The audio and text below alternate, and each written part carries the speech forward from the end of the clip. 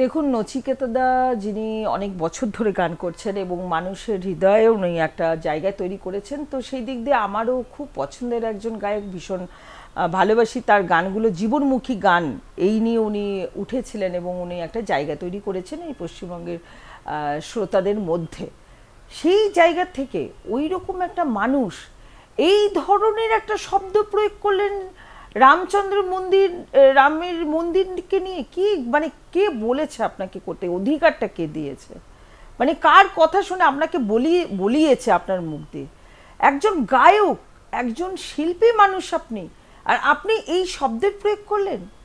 কেননা ইদানিং আপনি যে শাসক দলের সাথে, যে দলের কাছে ঘুরঘুর করছেন, যেখানে কিছু পাওয়ার জন্য ঘুরঘুর করছেন, সেই শাসক দলকে আপনি কতটা খুশি করতে পারেন এবং আপনি আপনার রোজগারটা ঠিক জায়গায়, যাতে আপনার রোজগারটা ঠিক থাকে, সেই জায়গাটাকে ঠিক রাখার জন্য কিন্তু আপনি এই শব্দগুলো ব্যবহার করছেন।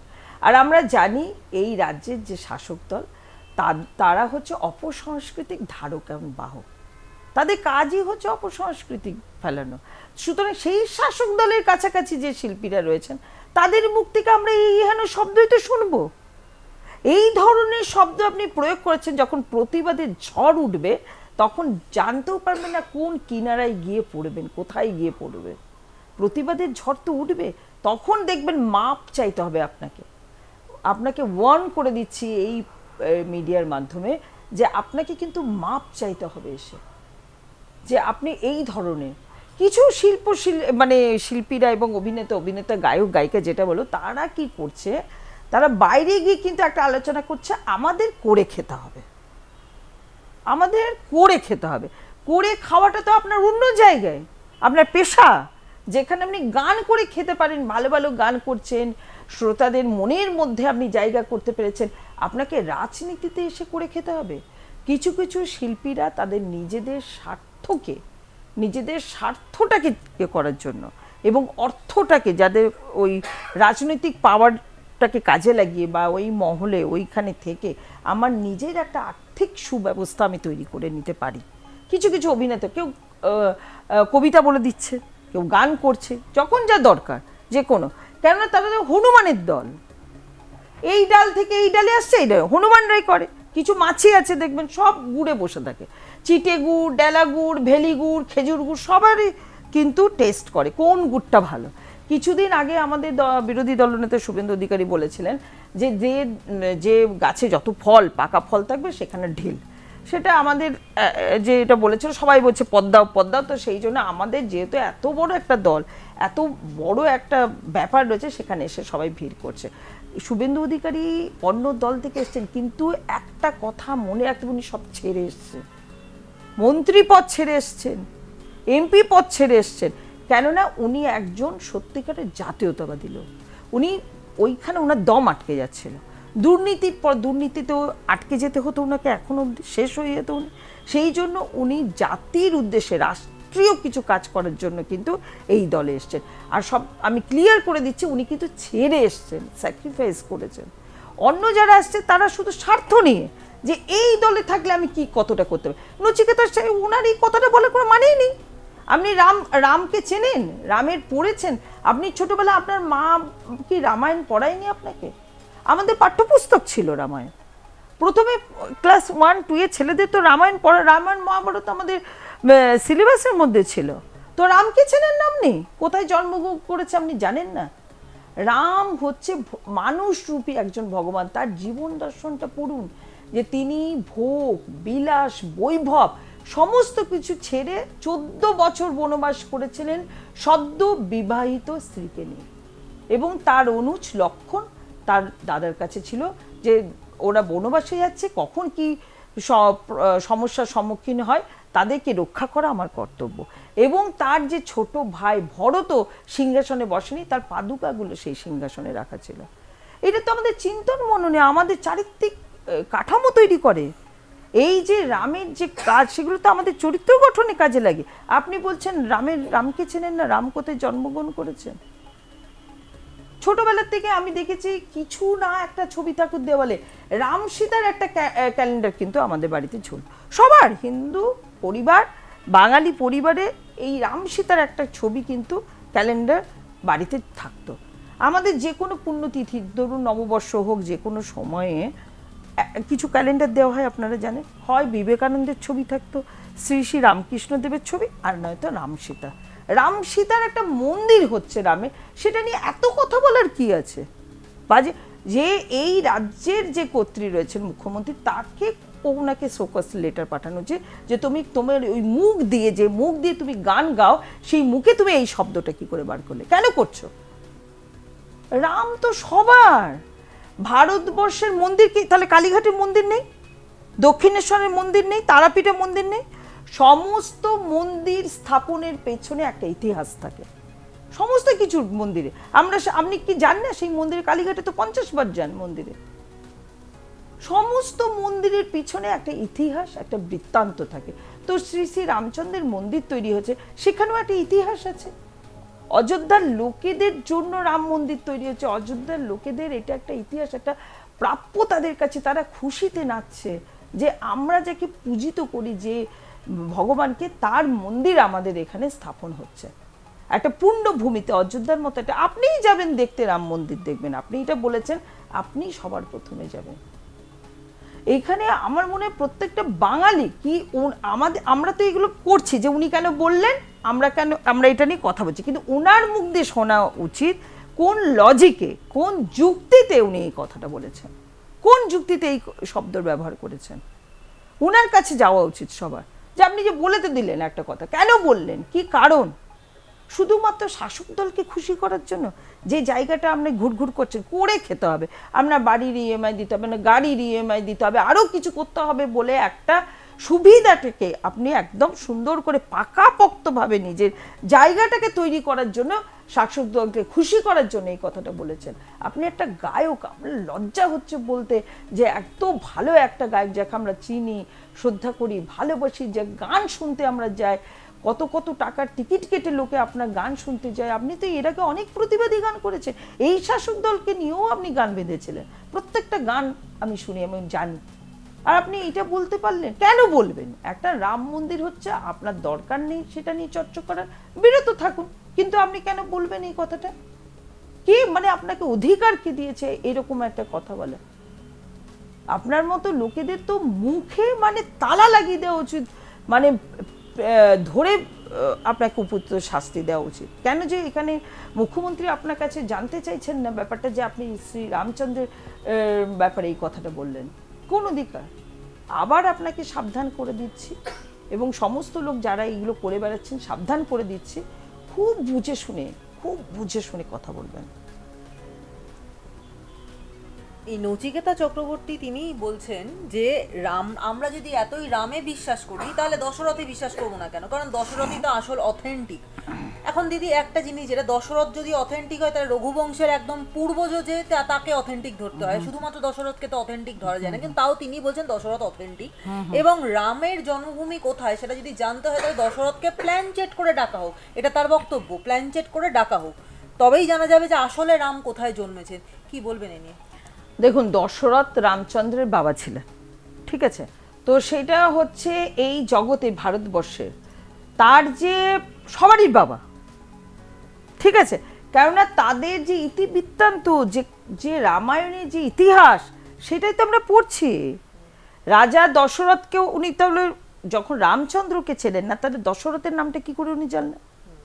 উনি বলছেন রামচন্দ্রকে চেনেন না, কোথায় জন্ম জানেন না, তাহলে ওনার বাবার নামটা তো চেনেন, দশরথের নামটা তো উনি জানেন, তাহলে জানেন না যে দশরথ কোথাকার রাজা ছিলেন, আর রাম কোথায়, রামচন্দ্রের কোথায় আবির্ভাব ভূমি, সেটাও জানেন না উনি।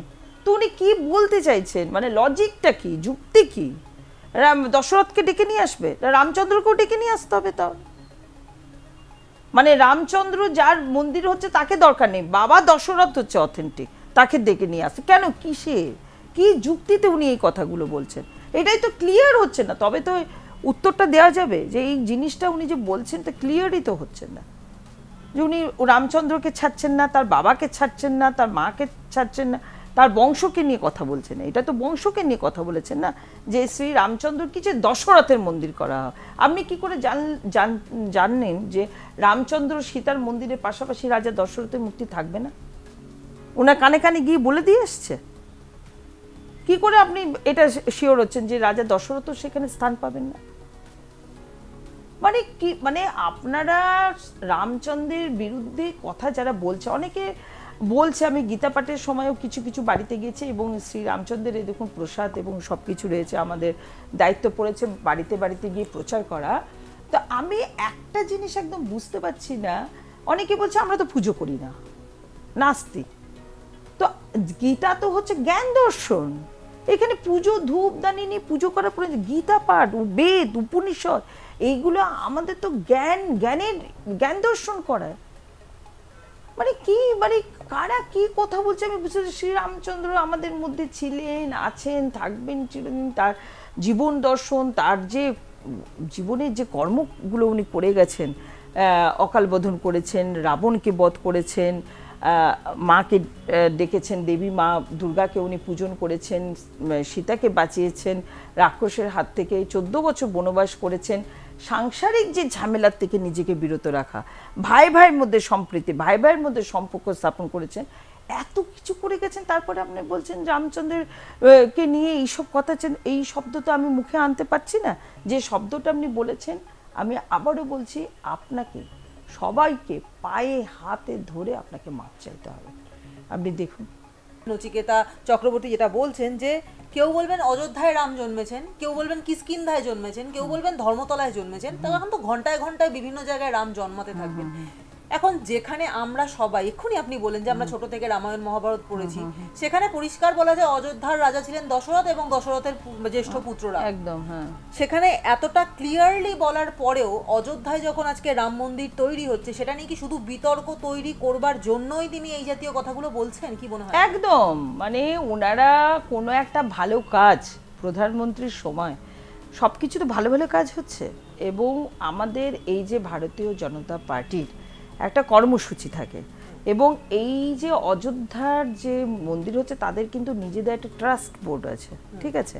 এটা কিন্তু কোনো রকমভাবেই কোনো রাজনৈতিক বা কোনো কিছু কাজ নয়। আমাদের প্রধানমন্ত্রীর প্রতিটি কাজকে শুধু সাপোর্ট দিচ্ছেন।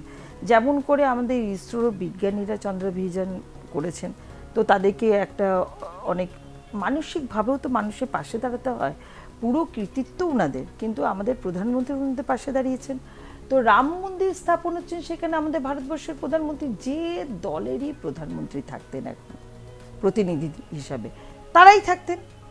তো শুধুমাত্র আমাদের যে ভারতীয় জনতা পার্টির প্রতিনিধি আমাদের মোদিজি প্রধানমন্ত্রী রয়েছেন, তার বিরুদ্ধে এত কথা কেন, কিসের জন্য? যে কোনো সময়ে হতে পারতো এইটা, ঠিক আছে, কিন্তু আমাদের সময় আমাদের যারা ছিলেন আগেকার, যারা ভারতীয় জনতা পার্টির সাথে যুক্ত ছিলেন, তারা তখন দেখেছিলেন যে ওই জায়গায় কিন্তু আমাদের মন্দিরের নিচে আমাদের মন্দির রয়েছে, সেই জন্য সেই স্টেপটা নিয়ে সেখানে ভেঙে আজকে আমাদের সেখানে রাম মন্দির তৈরি হচ্ছে।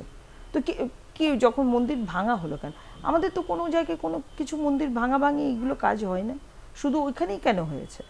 কিছু একটা পাওয়া গেছে, সেখানে রিসার্চ হয়েছে, অনেক গবেষণা হয়েছে, তবে গিয়ে আছে রাম মন্দির হয়েছে। এরপরেও বলছেন রাম কোথায় ঘন্টায় ঘন্টায় জন্মেছে, কেন? এই কথাগুলোর যৌক্তিকতা কোথায়, লজিকটা কোথায়?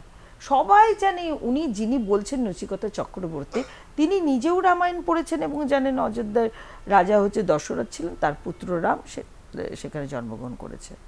তো তারপরে এই কথাগুলো মানে বিতর্ক বাড়ানো, এর থেকে বেশি আর কিছু নয়। কিছু একটা বলতে হবে মানুষকে, রাম মন্দির তৈরি হবে, কিছু একটা বলতে হবে।